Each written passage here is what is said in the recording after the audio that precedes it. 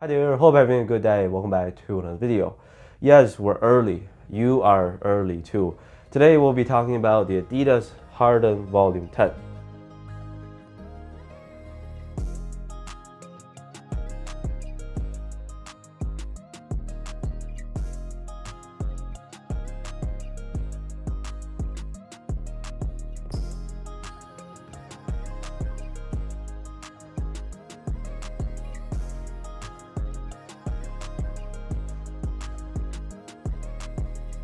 So retail price is 160 US dollars. That has been the same for the past couple of James Harden shoes. I think right off the bat, our initial reaction can be significantly divided. Lackadaisical design effort, nice looking shoe with some slight tuning, potentially for the better. We're starting to see all these upcoming colorways they made. Not bad. Ear of the Horse is kind of cool. Probably the only one that will see some different materials being used. Ear of the Snake, for example, was the only colorway on the Volume 9 that didn't crease as much. Anyways, let's get right into it. As to how the Volume 10 performs, cushion is exactly what we'd expect on a Harden shoe. Probably light boost. I haven't felt a notable difference playing in these versus the Volume 9. Knowing Adidas, they might put boost and light strike in the product description again, but it really should be light boost, which is what allowed the 9 to have a weight reduction compared to the previous models. The foam is less squishy, lighter than traditional boost, but still pretty delicious. You do get a decent bounce. Despite being entirely covered on the exterior, they feel pretty soft and plush. Not too stiff actually. This year, like on these, the AE2, Adidas has been going with their no missile approach. I guess you can think about Harden himself, 75% beard. This shoe is 75% side panels. Not super low to the ground as it seems, responsive enough. Fairly smooth transition from front to back. Altogether, these are slightly on the heavier side compared to all the other basketball shoes on the market. Same weight as the Volume 9, much lighter than the Volume 8, coming in at 460 grams for size 10.5.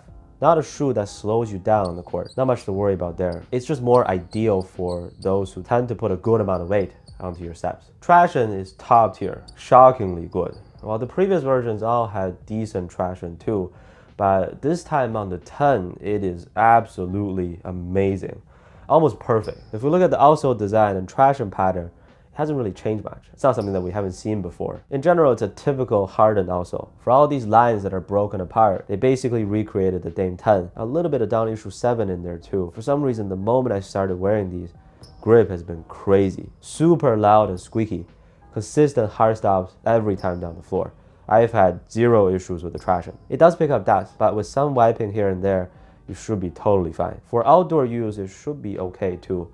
We'll have to see on its durability. So far, so good. For sizing, they run true to size. Most Adidas basketball shoes, I actually need to go half size down for a nice and secure fit. The past couple of Hardens, I've been going with my true size because of the same sock collar. This feature eliminates their heel slippage problem based on my experience. That's been really annoying for me. Like whenever I think about Adidas basketball, I think about heel slippage. Like I look at a ball with the 3 stripes on it, I think about heel slippage. Luckily, we're good to go here. The collar is very stretchy, exact same texture and amount of space inside as the previous 2 models. I say they're right about average width. If you have high volume feet, this newest model is quite forgiving, especially compared to the Volume 8.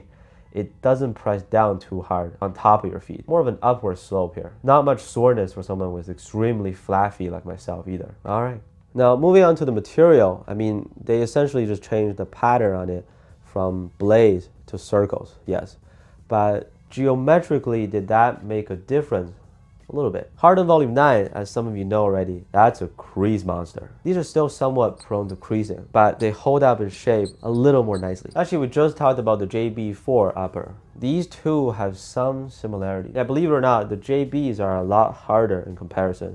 I had a blister on my right pinky toe playing in the JB4, but everything feels fine in the Harden Volume 10.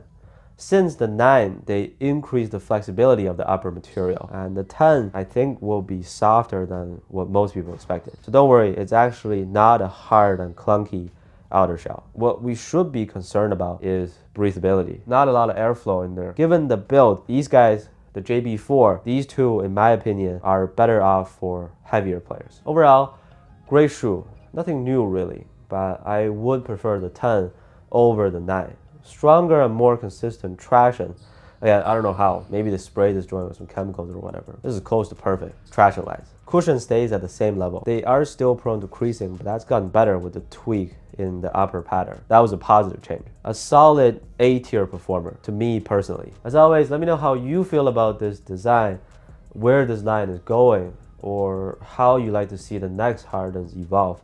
Tell us down below in the comments. Thank you so much for watching, and I'll see you on the next one.